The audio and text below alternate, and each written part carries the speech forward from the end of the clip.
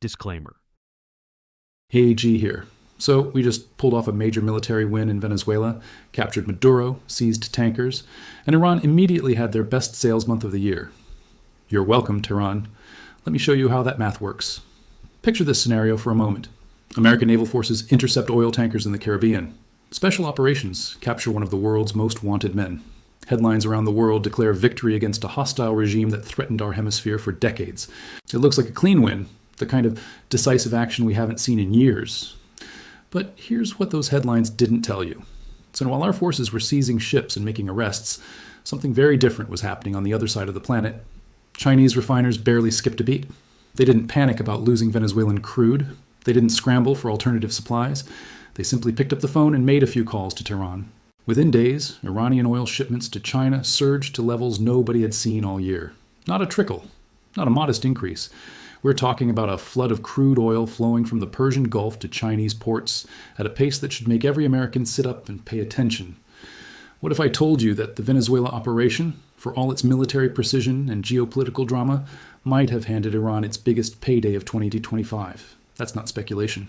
That's what the shipping data actually shows, and the implications reach directly into your wallet, your retirement account, and the future purchasing power of every dollar you've saved. Let me put some numbers on this so you can see exactly what happened. According to Kepler, one of the world's leading energy analytics firms, Iran's oil exports to China hit a record 2.04 million barrels per day in November 2025. That's not a typo. 2 million barrels flowing to Chinese refineries every single day while we were busy disrupting Venezuelan shipments. At current prices, that single month represented roughly $3.9 billion in revenue for Tehran. Now think about what $3.9 billion actually buys. Now that's enough to fund entire military programs, enough to keep proxy networks operating across multiple countries, enough to develop weapon systems that directly threaten American interests and American lives. And that was just 1 month of sales to a single customer. Think about the timing here because it matters enormously. The Venezuela operation was supposed to demonstrate American resolve. It was meant to show China that we would use military force to protect our interests in the Western Hemisphere. And yet, at the precise moment we were flexing that muscle, Iran was enjoying its most profitable export month of the entire year. The irony would be almost funny if the stakes weren't so serious. Here's where this connects to something much bigger than tanker seizures and sanctions enforcement. Have you noticed how every time we try to squeeze one country economically, another one seems to benefit? That pattern isn't coincidental. It reveals a fundamental truth about how the global oil market actually works in 2025. And it's a truth that has profound consequences for our economic future. The conventional thinking in Washington goes something like this.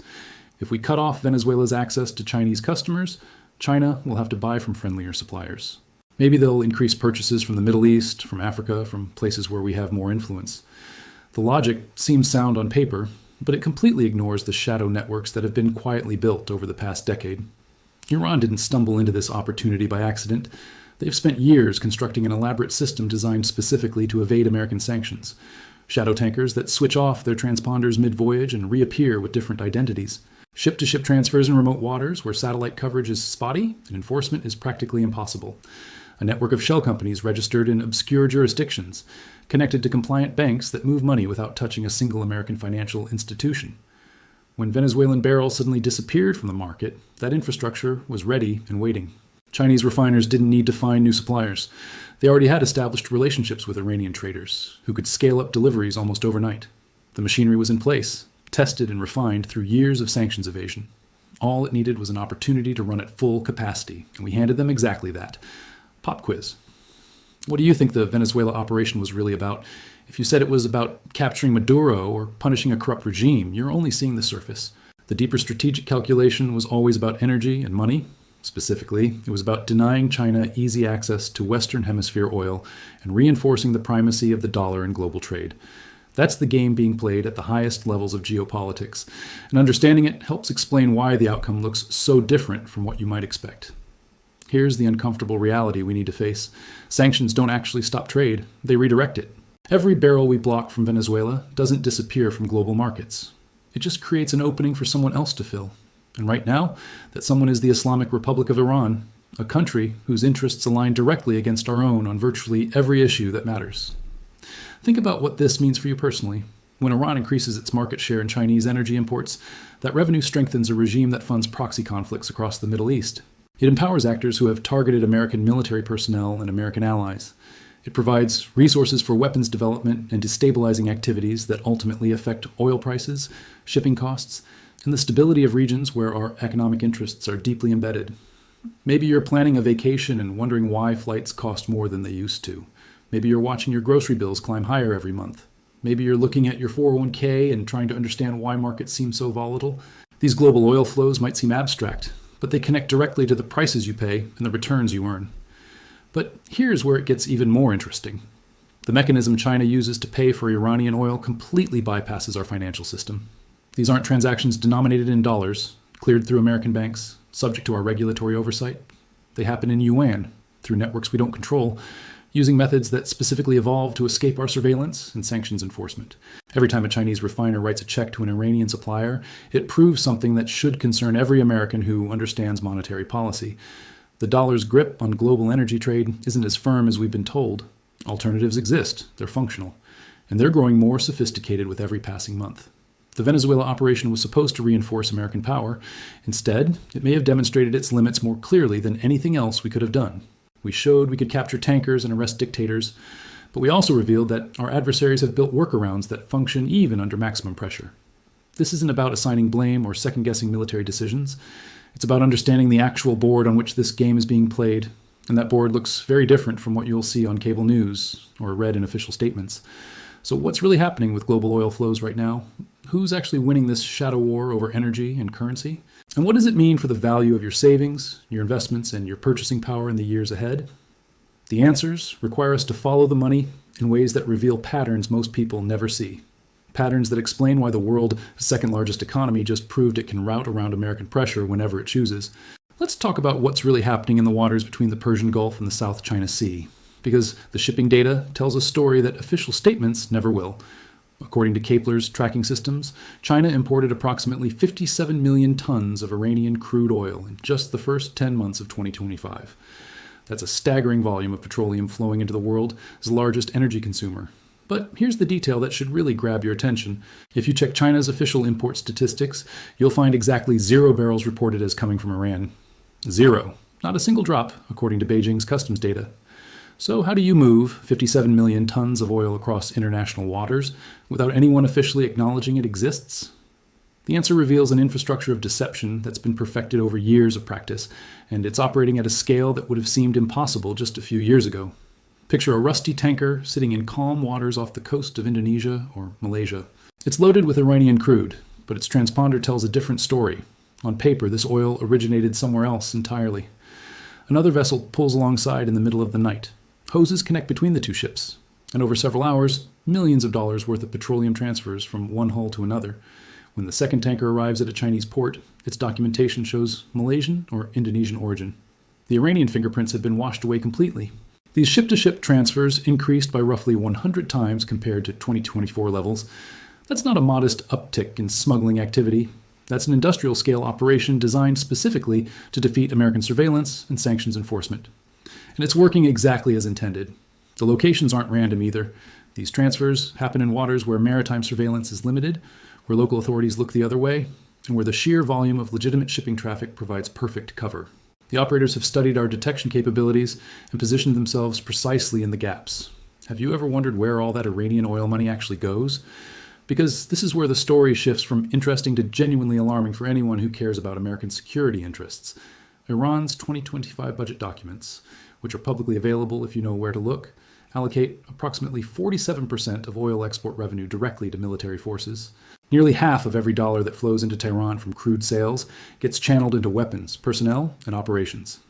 The Islamic Revolutionary Guard Corps alone receives over $13 billion annually from oil proceeds. Let me make that concrete for you. Every barrel of oil that China purchases from Iran instead of Venezuela helps fund the missiles that threaten shipping in the Red Sea. It pays for the drones that have targeted American bases across the Middle East. It finances proxy networks in Lebanon, Syria, Iraq, and Yemen that destabilize regions where our allies depend on security guarantees we've provided.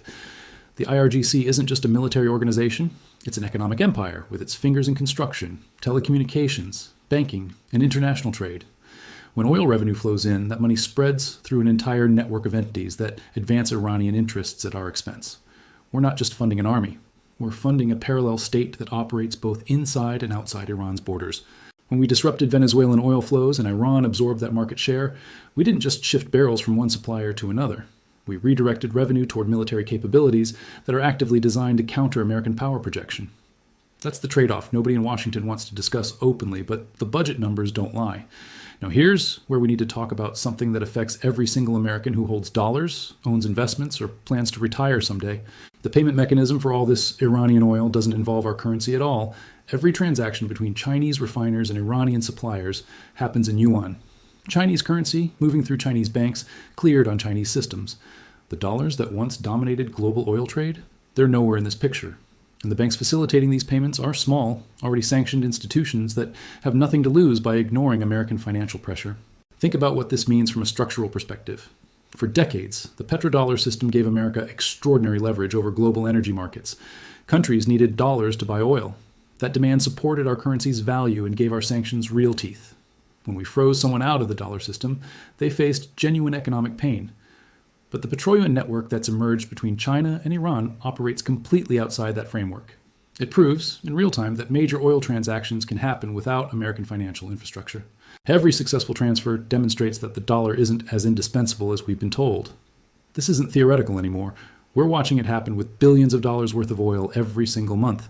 The same system that moves Iranian crude could move Russian crude, could move any crude from any country willing to accept yuan instead of dollars. And the more it's used, the more confidence other nations have that it actually works. Consider what happens when other oil exporters watch this unfold. Saudi Arabia sees that China can pay for Iranian oil without touching the dollar system. Russia sees that sanctions didn't collapse their energy trade with China. Smaller producers in Africa and Central Asia start asking themselves whether they really need to price everything in American currency. Each successful transaction outside the dollar system makes the next one easier to imagine. Here's something that doesn't get nearly enough attention. The tankers carrying Iranian oil to China aren't ordinary commercial vessels operating under normal maritime law. They're part of what analysts call a shadow fleet, hundreds of aging ships that have been specifically acquired to evade sanctions. These vessels operate under flags of convenience, registered in countries with minimal oversight. Their ownership structures are deliberately obscured through layers of shell companies spanning multiple jurisdictions. They switch off their automatic identification systems whenever they enter sensitive waters, and they're often uninsured or insured through non-Western providers who don't ask uncomfortable questions. The fleet has grown dramatically over the past few years as sanctions pressure increased on both Iran and Russia. Old tankers that would normally head for scrapyards get purchased by anonymous buyers, receive minimal maintenance, and enter the shadow trade. It's created an entire parallel shipping industry that exists specifically to defeat American economic warfare. When Venezuelan shipments got disrupted, this infrastructure was ready to expand Iranian exports almost immediately. The tankers were available, the transfer points were established, the payment channels were functional, all the pieces were already in position because they'd been built and tested over years of evading previous sanctions. That's the strategic reality we're dealing with. We're not facing ad hoc smuggling operations improvised by desperate regimes. We are confronting purpose-built systems designed by sophisticated actors who have studied our pressure tactics and engineered specific countermeasures. They know our playbook better than we might like to admit. The question isn't whether sanctions can hurt target countries. They clearly can. The question is whether they can achieve strategic objectives when adversaries have built alternative infrastructure that functions under pressure. And the evidence from 2025 suggests those alternatives are more robust than anyone in Washington wants to admit. So what does this mean for the calculations being made in Beijing, Tehran, and other capitals watching this unfold? What happens when countries realize they can withstand American economic pressure better than expected? That's where this story gets really interesting and really concerning for anyone thinking about where our economy is headed. Thanks for watching, and if you found this breakdown valuable, be sure to subscribe for more. Have you ever wondered how a single political decision can send ripples across the entire globe, reshaping trade, alliances, and even the money we use? Well, today we're diving deep into a fascinating story of unintended consequences. It all starts with the United States and Venezuela, but it ends up involving Iran, China, and the very foundation of the global financial system, the US dollar. Let's set the scene. For years, the United States has imposed strict sanctions on Venezuela, aiming to pressure its government by targeting its most valuable asset, oil. The idea was simple. Cut off Venezuela's oil revenue and you cripple its economy. Venezuela, sitting on some of the largest oil reserves in the world, was a major player. American refineries, particularly those on the Gulf Coast, were specifically designed to process Venezuela's heavy, sour crude. For a long time, it was a seemingly perfect, albeit complex, relationship. But when the U.S. decided to tighten the screws in 2019, it effectively banned American companies from buying Venezuelan oil. This created a huge problem. On one hand, Venezuela was desperate to sell its oil to anyone who would buy it. On the other, American refineries were suddenly left with a massive supply gap. They needed heavy crude, and their primary supplier was now off limits. This is where the story takes its first unexpected turn. Who else in the world produces a similar type of heavy, sour crude oil? You guessed it, Iran. Now, Iran was also under heavy U.S. sanctions. But in the world of global energy, necessity is the mother of invention. A new shadowy market began to flourish. Iranian oil, often disguised and transferred between ships in the middle of the ocean, a practice known as ship-to-ship transfers, started making its way to new customers. And the biggest customer of all? China. China's economy is an energy-hungry giant. It needs vast amounts of oil to keep its factories running and its cities lit. While China officially complies with many international regulations, its independent refineries, often called teapots, are known for being more flexible. They saw an opportunity. They could buy the sanctioned Iranian oil at a significant discount. It was a win-win. Iran found a lifeline for its economy, and Chinese refiners got cheap raw materials, boosting their profit margins. So, while the U.S. was focused on squeezing Venezuela, it inadvertently pushed Iran and China closer together. The sanctions intended to isolate one country ended up creating a lucrative new trade route for another. Data from various energy tracking firms shows a dramatic spike in Iranian oil exports to China, often labeled as originating from Malaysia or other countries to avoid detection. It became an open secret in the oil industry. The U.S. policy had effectively handed a massive market share from its own backyard neighbor, Venezuela, to one of its primary geopolitical rivals, Iran. But the story doesn't end there. This shift has even bigger implications that go far beyond just oil barrels. It ties into a much larger global trend, de-dollarization. For decades, the U.S. dollar has been the king of international trade. Almost all major commodities, especially oil, are priced and traded in dollars. This gives the United States immense power. It can control the global financial system and use sanctions as a powerful foreign policy tool. If you want to trade in dollars, you have to play by America's rules. But countries like China and Russia have been trying to chip away at this dominance for years. They see the dollar's power as a vulnerability. The sanctions on Venezuela and Iran served as a perfect case study for them. They saw how the U.S. could weaponize its currency to cripple entire economies. And what was the solution? Find ways to trade without using the dollar. The oil trade between Iran and China is a prime example of this in action. To get around U.S. sanctions, these transactions are often done in other currencies, like the Chinese yuan, or through complex barter systems. Every barrel of oil sold outside the dollar system is a small crack in the foundation of dollar dominance. And when you're talking about millions of barrels per day, those small cracks start to add up. China has been actively promoting its own currency for international trade.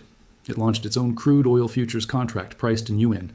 It's building alternative payment systems to SWIFT, the dollar-based global messaging network for banks. The goal is to create a parallel financial universe, one that is insulated from American political pressure. So let's connect the dots. The U.S. sanctions on Venezuela were meant to achieve a specific political goal, but in the complex web of global economics, the action had a chain reaction. First, it crippled Venezuela's oil industry. Second, it created a vacuum that was filled by Iran. Third, it massively boosted Iranian oil sales to China. And fourth, and perhaps most importantly, it gave China and other nations a powerful incentive and a practical reason to accelerate their move away from the US dollar. This isn't to say the dollar is going to collapse overnight. It's still the world's primary reserve currency by a huge margin. But the trend is clear. The more the U.S. uses its financial power as a weapon, the more other countries will seek to build shields.